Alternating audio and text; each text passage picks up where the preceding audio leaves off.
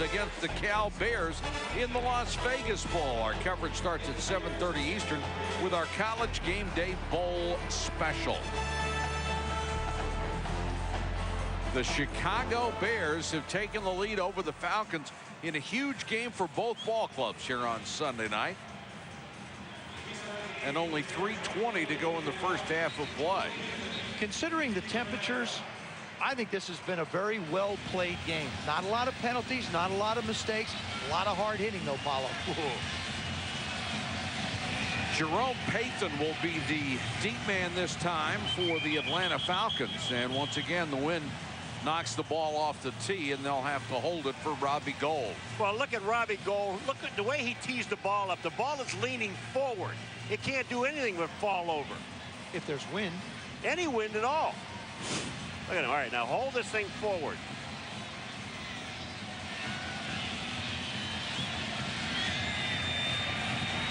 Gould, the rookie out of Penn State, waved by Baltimore. Good kick. Payton.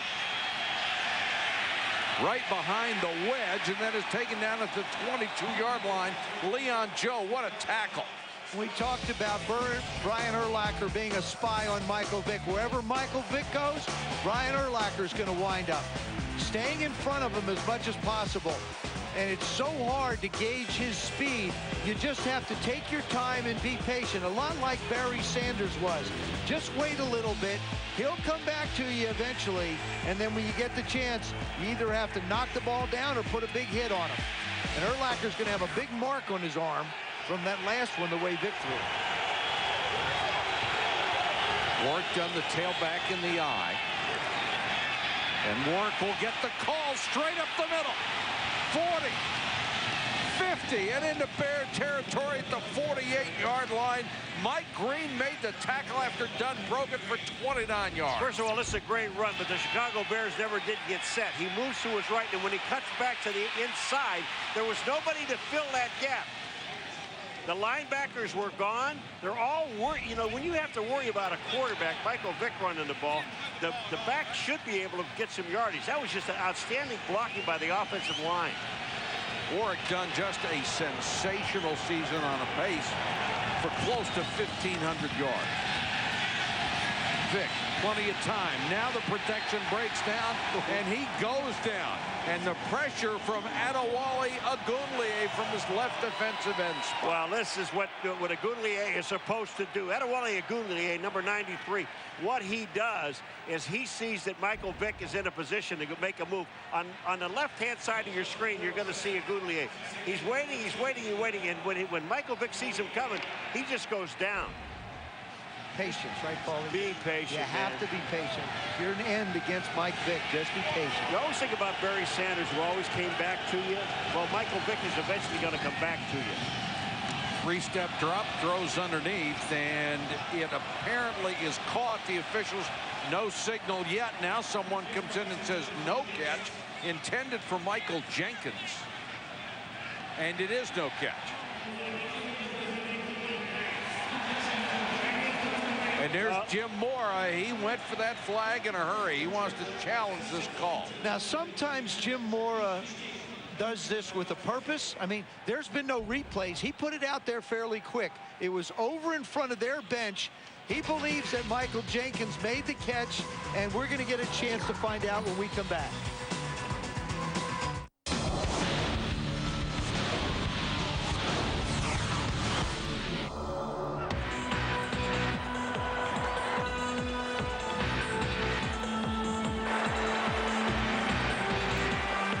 After the bench did more than its fair share in the first half. Here's Gay, a part of the rally here in the second half. Whirl away.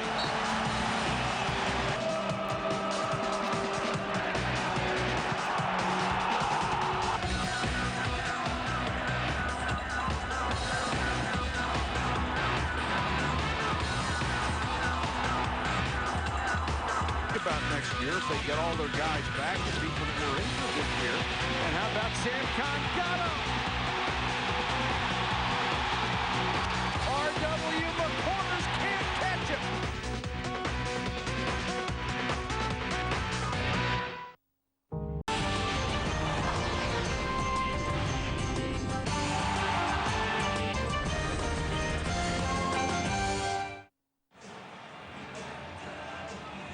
Bears are on top 6-3. There is a review of this call. Jim Moreeeee threw the flag. Paul, you made a great point. What was it?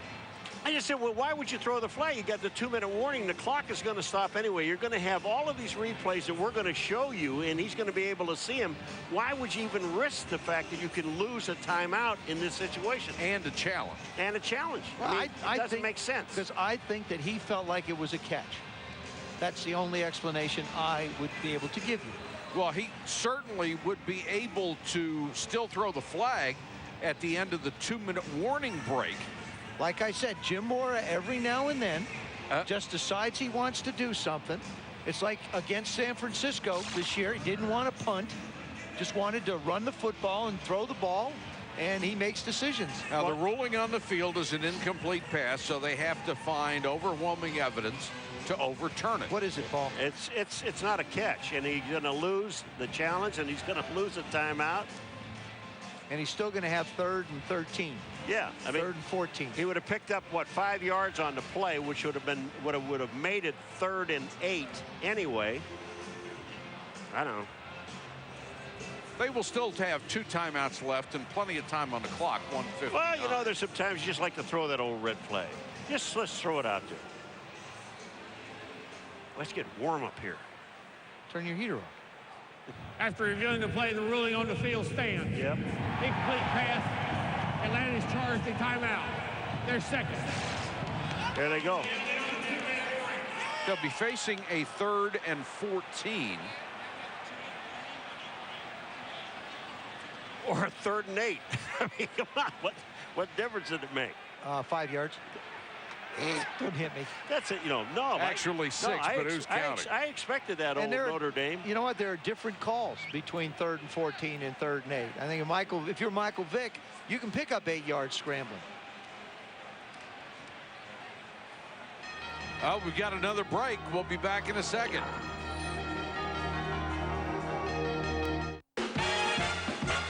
Las Vegas is the site for another season of poker. All your favorite card players have returned to compete for big cash prizes. While a newcomer has his sights set on the ultimate title. Ladies and gentlemen, we present the 2005 World Series of Poker. Friday on ESPN. In what could be his final primetime appearance, Brett Favre leads the Packers into Baltimore to take on the Ravens. With pride on the line, these two proud clubs will put it all on the line. Let's play some football. Packers, Ravens, coverage begins with Monday Night Countdown. Live tonight, the NFL on ESPN, home of Super Bowl 40. The final NBA on ESPN Live Thursday. The new dynamic duo, Manu, Oberto, and the champion Spurs are currently riding high in the West. They head to the Garden to face the Knicks. Spurs, Knicks, Live Thursday. The NBA on ESPN. Stay tuned for the Kia halftime show. Chris Berman with the Colts are perfect no more. The fastest 3 minutes in television. And Nomar goes west. All coming up on the Kia halftime show.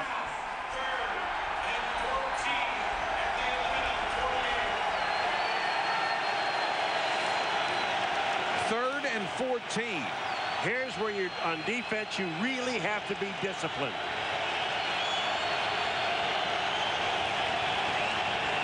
Four-man rush. Little swing incomplete to Algie Crumpler. Wouldn't have got much anyway. Michael Vick just getting the ball out. All right, you're down 6-3. You punt the ball deep. Maybe the Bears make a mistake if you're thinking Atlanta. It's Boy, the still, Bears, that Bears defense, Joe's done a brilliant job against Michael Vick. They really, well, this defense is built like the Tampa Bay defense, like the Carolina defense. A lot of speed on that side of the ball. Bernard Berrien backs up to his 15 for Canaan's punt. Low line drive. And Berrien, seeing discretion as the better part of valor, gets out of the way and lets it roll inside the 10. It will die at the 8.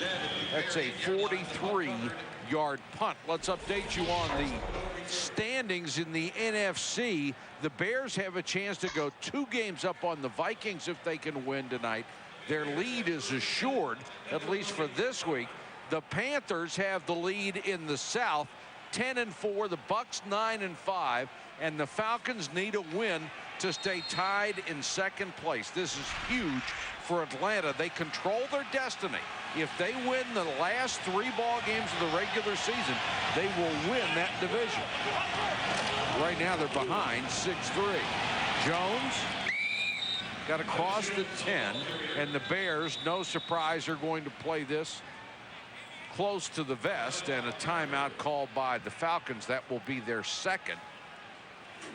Now, I'm going to tell you That will something, be their Michael. 3rd, I'm sorry. That's their last time out, and the thing about it is, with throwing that challenge flag, it cost them a timeout, which they could have waited and maybe gotten the ball back. That's a good point. This is a critical. That's right. It's a critical time not to have timeouts.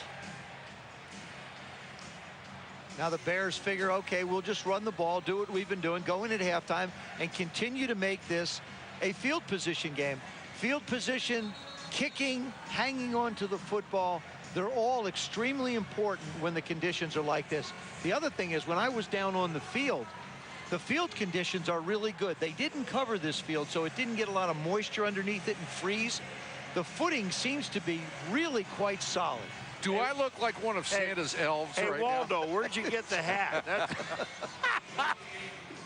You have a Denver Bronco hat on. They're not playing here. Joe gave me the hat. Bless him. I'll have another blanket over my head. We're accepting blanket donations here on Sunday Night Football. You think I'm embarrassed? Forget it. I'm warmer than I was last week. Jones, huge hole. Thomas Jones to the 43-yard line. Now, if you're the Chicago Bears, you have the opportunity to use your timeouts. Well, you talked about it one other play, Joe, on the reverse, where the young people overloaded and went the wrong way.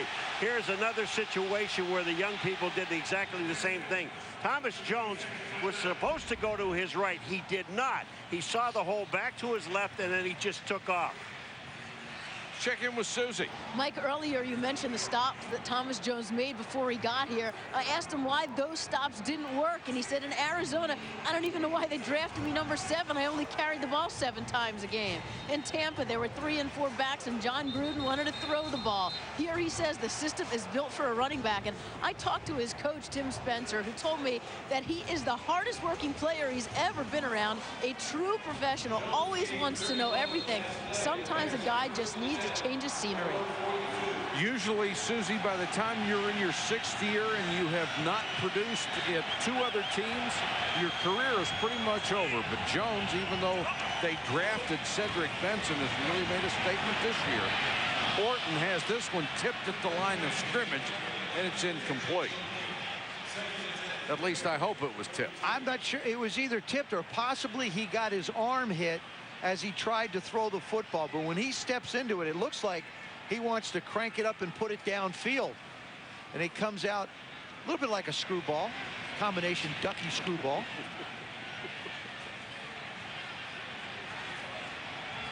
I still think if you're the Bears, you take your shot, throw it down the field. You've got big receivers. Let them go make a play. And Muhammad is to this side, one-on-one against D'Angelo Hall. Blitz coming, and Orton had to unload, and he was drilled by Chad Lavallee. Chad Lavallee, I don't know if anybody even touched him. He just came right up, and Kyle Orton had no chance whatsoever. Lavallee, look, no, absolutely not. He wasn't even touched as he came around the center. That's Garza, number 63, who's in for Terrence Metcalf, who dislocated a shoulder last week. The only thing that slowed up Lavallee was Orton's body. Jones to the 48-yard line. They'll be about 6 yards shy of a first down. Clock is running us down to 1:08, and they'll have to punt it away. I'll tell you what's amazing now. You sit here and listen to people booing. They tried to throw 2, and they were disastrous. Now you run the ball, you run the clock out, you kick the ball back, play your defense, and get out of here. And the last couple of weeks, Kyle Orton has gotten a lot of criticism. Everybody wants to know why Rex Grossman isn't playing. Rex Grossman has taken a total of 35 snaps the entire 2 years that he's been in this system with Ron Turner. It doesn't make sense to stick someone in there who only started practicing a week ago as well. I mean, they gave him some snaps, but it didn't look very good. My next question for you would be, if they put Rex Grossman in right now, would this offense change? I don't think so. The identity wouldn't, nor would the philosophy. They still are going to run the football. And here's one other thing. Kyle Orton's played. These are the last 4 teams he's played against. Carolina, whose defense is number 3 coming into this weekend. Tampa, defense number 2. Green Bay, number 5. Pittsburgh, number 8. So what kind of production do you expect to get out of the quarterback position when you're going against some of the best defenses? Lovey's done a smart thing. Came out this week, he said, Kyle Orton's the guy that's been doing it for us. He's our quarterback. And then put it in perspective as to where he is ranked with other guys of note when you look at their rookie seasons. That was a quick look at them. There they are. Bradshaw, his rating is 33-5. Fouts was 0-5-1. Elway 4-6. Manning 3-13. Kyle Orton 9-4. It's about winning, period. The punt to Finner, and they came after it and got part of the ball. Partially blocked. The Falcons went for the big play. You know what? It looked like Michael Boley came through and got a piece of it. Either he or McCallum. Mike, I don't know what the kicker's thinking about. He's taken all day to kick this ball. When you're a punter in a situation like this, the most important thing you do is you get the ball out of there as fast as you can. Maynard was posing for pictures. I don't know what he was thinking about. He took the long 3 strides and they shoved it down his throat, and they should have. If you're the Bears now, you have to be careful of 2 things. Michael Vick's going to run around and try and make a play. The thing you can't do is create some kind of pass interference penalty and have him stop the clock. 17 seconds to go.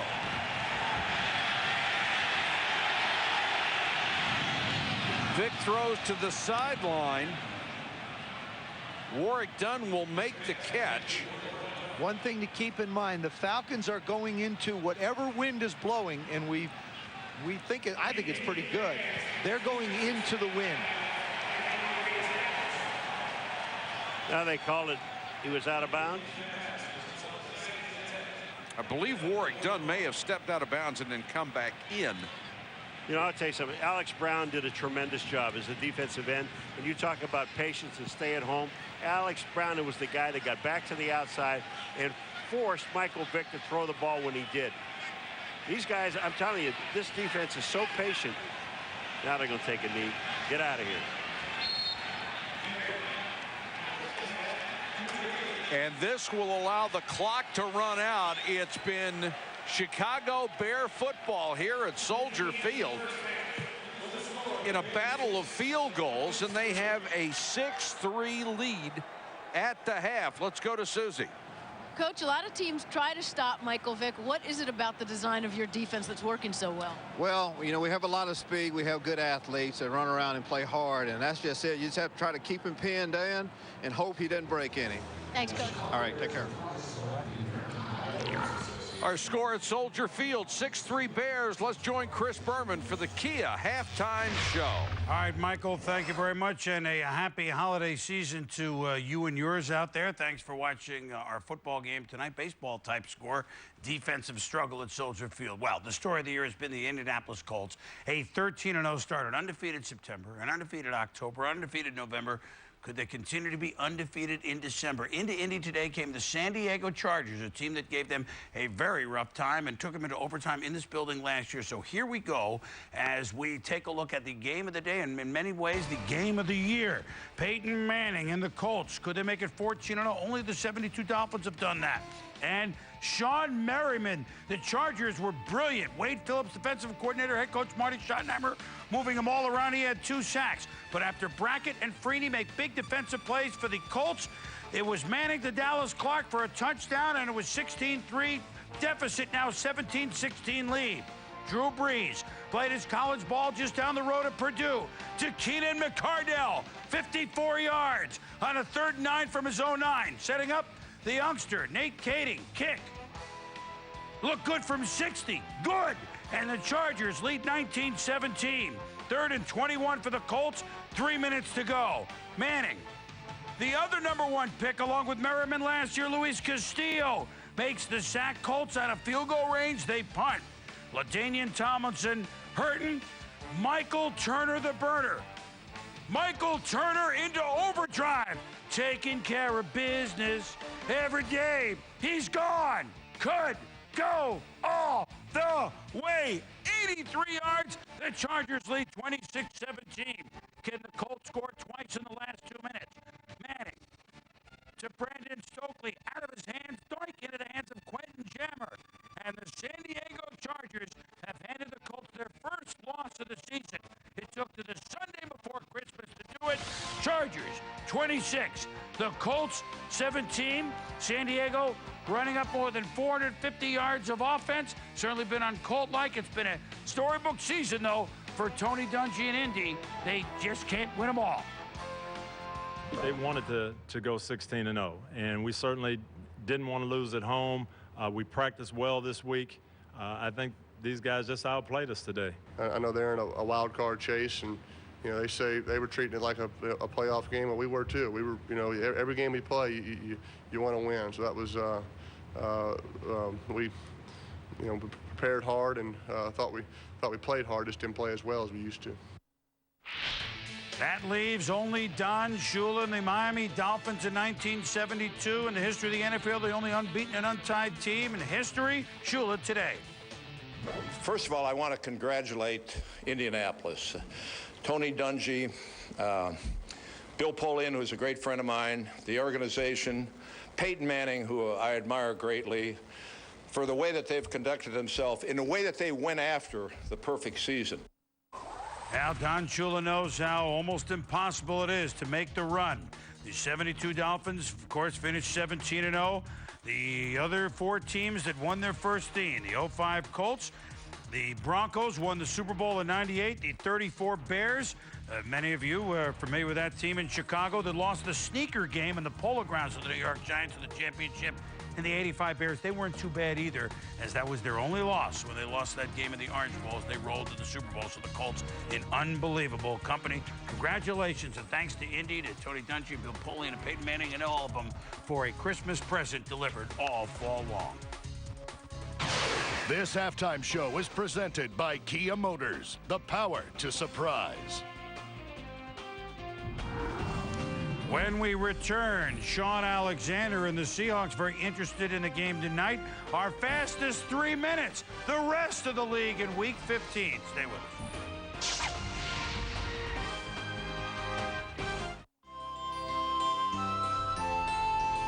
Hello from the ESPN SoccerNet Press Pass studio. The three of us would like to wish you all the very best for the forthcoming festive season. Happy holidays from all of us here on ESPN SoccerNet Press Pass. I hope your team bulges the old onion bag over the holiday period. Happy holidays, folks. And in the meantime, we'll do our best not to get into any more arguments. Cheers.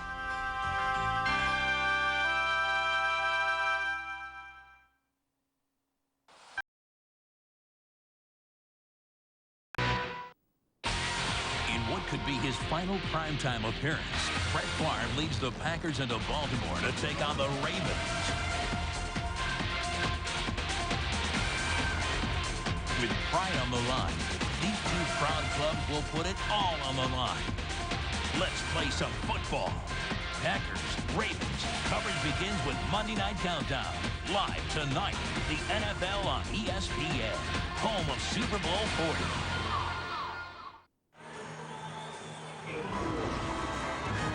The Bears defense, #1 in the NFL. Showing you why tonight. 6'3", shutting down Michael Vick, Warwick Dunn, and the #1 rushing offense in the National Football League to build a 3-point lead at the half in Soldier Field. Michael Vick, his first trip to Chicago, the coldest game he has ever played in. He doesn't look nearly as stupid as I do. But then, That's who you are. That's right. Well, you know, the one thing about it, we're talking about the Bears defense, the #1 defense. Yes. But Atlanta, their defense has really held up well, except for on 2 plays. Other than that, they've done very well. Well, Michael Vick has tried to buy some time and tried to buy some space, but he's just not been able to get outside the great job of the containment by the defensive ends of the Bears. Griffith on the return for Atlanta. Let's go to Susie. She had talked to Jim Mora just moments ago. Jim, what adjustments do you make to get Michael some room to move?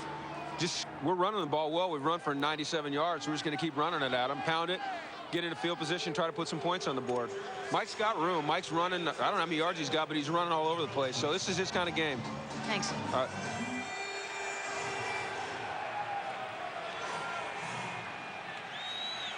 Falcons start from their own 27-yard line. Crumpler and Finneran switching sides.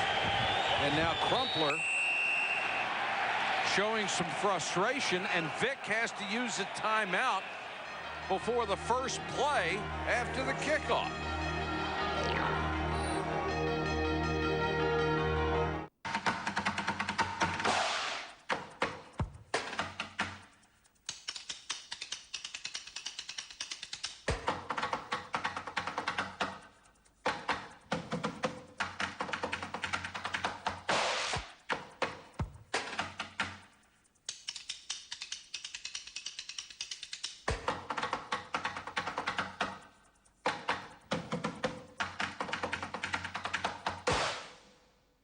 Copyrighted by the NFL for the private use of our audience. Any other use of this telecast or of any pictures, descriptions, or accounts of the game without the NFL's consent is prohibited.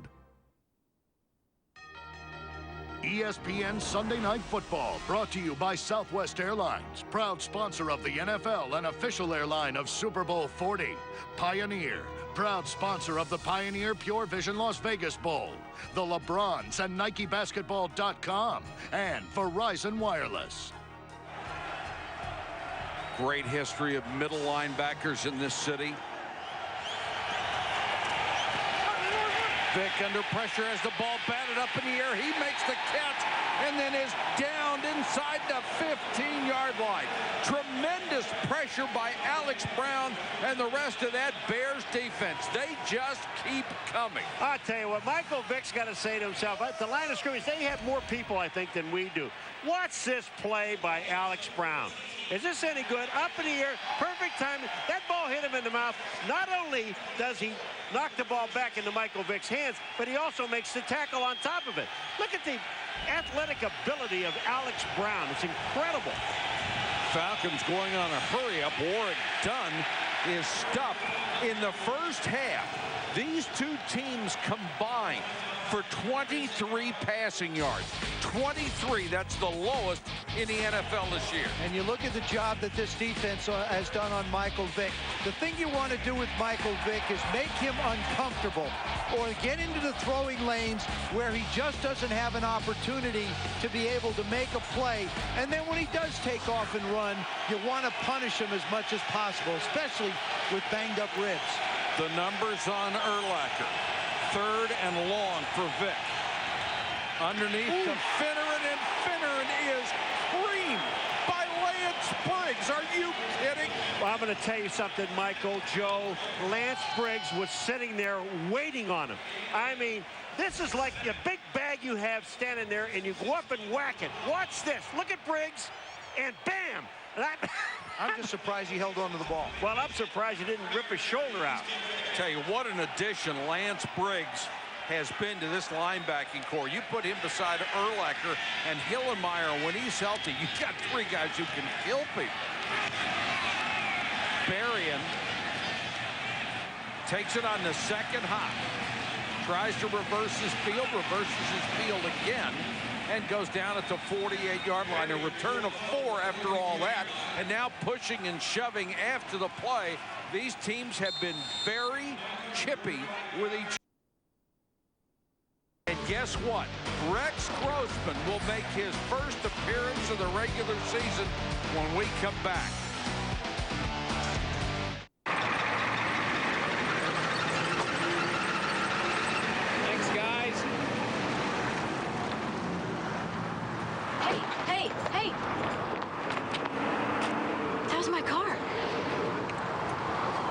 Oh, that was your car. Well, this is my parking spot. I park here every day.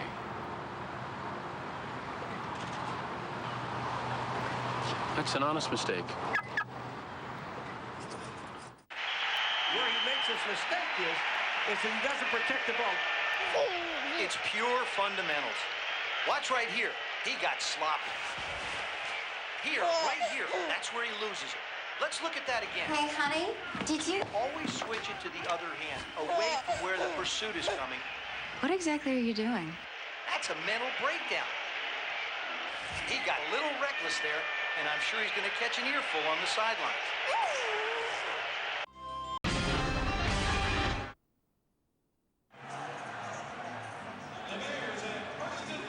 Back at Soldier Field in Chicago, Rex Grossman making his first appearance of the season since he broke his ankle during the preseason. Grossman has not played since the middle of last year. It is a coach's decision by Lovie Smith. And Grossman will go back to throw his first pass of the year and a strike to Moreeeee Muhammad. 2 standing ovations in 30 seconds. And that's why Moreeeee Muhammad wanted to be a Chicago Bear. He said he came here for 2 reasons when I talked to him. I came here because I know this defense is great, and I really like the quarterback. And at that time, it was Rex Grossman. And he's just got this crowd on its feet right now. This is his 3rd season. He has only played in 6 games because of injury. Thomas Jones on the sweep. Jones to the 24-yard line. Grossman giving this team and this crowd a lift.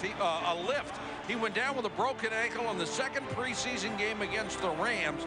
He was inactive for the first 12 games of this season. Grossman was hurt a year ago when he blew out the ACL in his right knee. To me, he became like Jim Miller. I thought Jim Miller could really play when he was healthy. Absolutely. And I think Rex Grossman can take this offense to an entirely different level. He was a #1 pick, Kyle Orton, a #4 pick, so he's got the talent. Grossman with good protection throws this one incomplete. I don't necessarily agree with this move. I don't know if Rex Grossman's had enough work. Obviously, Ron Turner and Lovie Smith do. Kyle Orton has done what he has been asked to do for this football team. I mentioned he went up against 4 really great defenses. They haven't been very productive throwing the football. And obviously, they believe that Rex Grossman will be able to do more for them. Has already with the first pass. I still don't necessarily agree with the decision. I didn't come up here and ask you. I know that. Blitz coming. Grossman throws. Got rid of that ball in a hurry to Justin Gage. He made the catch. Nice adjustment by Grossman and Gage. All right, let's go back to something else. The first pass that Grossman throws was a first down. Then he throws a quick pass here, okay? But on 2nd down with Thomas Jones, he ran for 5 yards. It was the easiest 5 yards that Thomas Jones got, except for that one he broke away big, because of Grossman being able to throw the ball down the field. It opens up the running game. Jones, that was intended to go to the outside. He cut it back up the middle, picked up about 3, where Chad Lavallee was in on another tackle. The other thing, guys, the quarterback position is really the only position that you can make a change on that can change the attitude, the momentum, the confidence, the enthusiasm of your team. Because if you change a tackle, it doesn't affect it. You saw the guys slap his hand coming out there. You saw the production. All of a sudden now this offense has got a huge lift from Rex Grossman. Grossman, Muhammad inside the 5. That will be a 1st and goal. 2 reasons I'm surprised by the move, though. Lovie Smith has repeatedly said the quarterback doesn't have to look over his shoulder. He doesn't have to worry about being yanked out of a game. And they were winning 6-3. That's why I'm surprised by it. Yeah, but he didn't do anything. Orton didn't do a thing in that 6-3. He's been basically a keeper of the offense until Rex Grossman, in the coach's minds, got healthy enough that they felt like he could be productive. And 3 for 4 is pretty productive. Jones close to the 2. Joe, do you agree or disagree with this? When you have a quarterback that sits for a half on the sideline and he's looking at the defense and he's seeing what all these guys are doing. They're lining up 8, 9 guys in the box. Okay, and he comes in. He has a chance to do something, I think, against the defense that he recognized on the sideline. Paulie, I don't necessarily think it behooves you to sit there and look at it, because from the sideline it looks entirely different. Obviously, Rex Grossman has taken some snaps. Coaches feel that he's very comfortable with the offense now and moving well, and I've seen nothing to disprove that at this point. 2nd and goal, Jones. In a game where points are very, very dear, there is